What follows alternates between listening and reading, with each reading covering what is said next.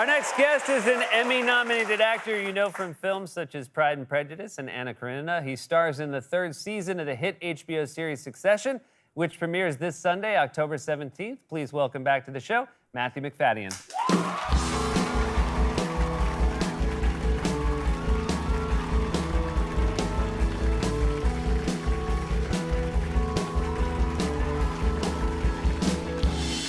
Thank you for being here. Thanks for having me. We only met over Zoom last time you were on, so this is a big deal for me to have you here in person. In the flesh. In the flesh with a live audience for you as well, so. And this is the first time back? No. Second day. Second day. Second day back, yeah. So they're a little tired now. But, Yeah, they must be. Yeah. This must be, I would imagine actors don't have this happen that often where you're part of a project that people are so excited to have return for a third season. It doesn't always happen. So it's really nice. It's really gratifying. This was one of those shows when I feel like when the pandemic first started and before we realized exactly how bad it was going to be, the thing that bummed me out the most was like, wait, that means how long do I have to wait for another season of Succession? I was talking about this with Nick Braun, who plays Cousin Greg, and actually, when we were shooting the second season, people would stop, recognize us and stop us occasionally. And it wouldn't be for selfies. So they'd sort of say, when's it coming back? And I'd say, in the fall, I think October. Are you sure? And I'd say, I think so. They'd say, okay, good. Okay, you need to know. Bye. Very sort of, you know. From the beginning, did you know? I mean, it's such a well-written show, and all the characters are so incredibly well-formed. Did you know what gold you had in Tom when you first read the scripts? Yeah, in the pilot, there's a scene at the end. We started shooting the pilot we had the read-through for the pilot on Election Day 2016, which was bizarre, just watching Elizabeth Warren then. She wouldn't be a natural bedfellow of the Roys. She would not love the Roy family. No, I don't think so. And then in the pilot was such a thing to read, and there was this scene at the end where I sort of turn on Greg and bully him, and I thought, oh, this is going to be fun. Yeah. And then there was more of that. There was a congressional testimony scene in season 2, which was just fantastic. Both you and Nicholas Braun both got to flex your chops. Yeah. And you know, Tom is such a nervous character at its core, but are you actually nervous when you're doing those scenes as well? Totally. Because they built this enormous set, like, you know, a congressional hearing, and there was not a leap of the imagination to walk into the studio in Queens and imagine you're there and being grilled by all these senators, and it was just, and spouting absolute nonsense, you know. And then being aware of Nick is behind me and trying not to laugh and just awful, just joy. One of the upsides of playing a show about an incredibly wealthy family is the locations. You're not always in a studio in Queens. Sometimes because they can't build Tuscany in Queens. Yeah, no, they can't. Because you, So you guys, we were actually talking. You were on vacation in Italy last summer when we talked. Yeah, it was quite a glamorous Zoom. Yeah, for me. You were stunning. It was a little. I found it a little in your face. You were stunning too. You had a nice nautical picture, or you had a sort of sea. Yes, like an old sea dog. Yeah. Was that here? No. Don't encourage me. No. He didn't want to come. Okay. Yeah, I asked the sea captain painting to come, and he's like, not close enough to the ocean. Okay. But you shot then, so you're in Italy as a family, and then you got to shoot, and it just must have been stunning.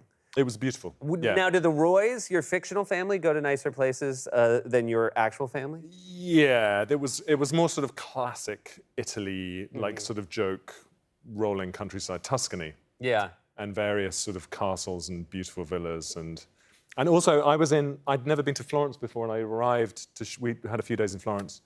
And there were no tourists, of course, because of COVID. So I wandered into a museum. I sort of got lost on my first day wandering around, and I walked in. There was Michelangelo's David, but there was no one in the... So you took it? I took it home. Wow. I took it home. It's in our house now. Wow. I know, and no one saw it. I mean, that's just museum rules. If no one's there, you can take it. Yeah, it's free dibs. Yeah. So that was... That's really, congratulations. It was amazing. Yeah. I mean, a lot of people have said that thing of like, I know COVID was bad, but it turned out well for me. But this is really, it really did. Your wife Keely is an actor as well. Was she? I mean, is there some sort of spousal jealousy when you land a job that gets to take you to like the finest part? Yeah. Yeah. I would FaceTime her from Siena or, somewhere in Tuscany, this countryside, and I would angle my phone away from the window with the views, and, because it was just upsetting for anybody else. Yeah. Your children, do they like the show? You have 3, is that correct? I do, yeah. Are they Succession heads? No. Okay. No, they're not. My daughter would be happy if I was in a show with vampires and Ian Somerhalder. Okay, interesting. Yeah. Do they is there any of your work over the years? Because you and your wife met together on a show. Yeah, we did. MI5, as it's known here. Right. Fantastic show. Yep. And I would like to say, really shows your range as an actor, because that is not a Tom Wambsgans No, character. it really isn't a Wambsgans. No. You were like a super spy. And so you met, did they go back and watch the show their parents were on together? Really? No. Well, they weren't, they watched the thing I did called Quiz because it was lockdown and they had to. Okay. It's like, it's on, you're going to watch it. And they did, and they manfully sat through it all, and Okay. Yeah, they were like, oh, good, Daddy, good. Yeah, it's all right. But anything else, no, they're really not bothered. I heard you talked about the fact that your wife Keely, she was here in person, and one of the nice things we do when we have guests is they get a T-shirt. Yeah. And then we heard your son Ralph loved the shirt. He wears it all the time. And he's going to be very, very pleased. Yeah, because we gave you extra shirts because when you were on, you were in Italy, no shirt. That's right. So yeah. And he's 6'1" now. He's 15, and it's like here and here. But he it's really lovely. I mean, he looks ridiculous. So I'm going to be covered in glory when I get home. Gotcha. Yeah. Hey, can I do my Kendall Roy impression for you, real quick? Please. Okay. All right. Thank you.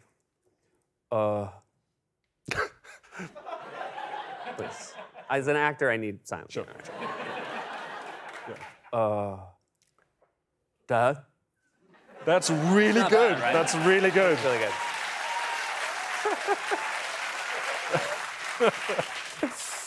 Can you do Wambsgans? I can't do a Wambsgans. No. I can barely do Wambsgans.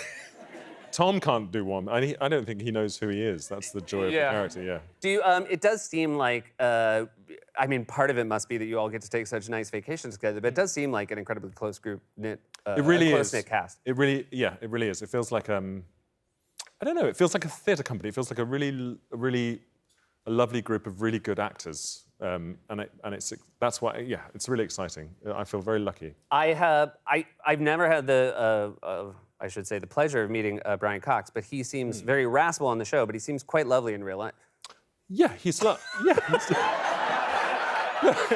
I baited him. He can be irascible, but he's a sweetheart. That's he's great. Lovely. That's really great. Yeah. And one of the things I don't want to take this up with you because this is my issue with HBO, but I would like you to pass it on to them.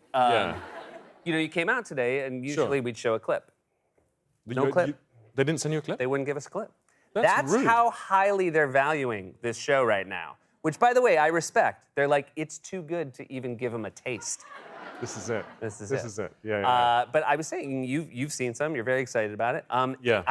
Sometimes people will send me episodes ahead of time, and I'll get a little ahead. They'll be like, "We'll send you the first 3." Yeah. And I'm glad they didn't do that because I would have watched them in an afternoon and then I'd have to wait a month for a new one. Yeah. But I am as genuinely excited for this as I've been for something in a long time. Good. That's really lovely to hear. That's great. Don't let me down. No, I'm trying not to. I think it's okay. I think it's great. Yeah. Thank you so much for being here. It's so nice to have you here. Nice to see you. Matthew Rifati and everyone.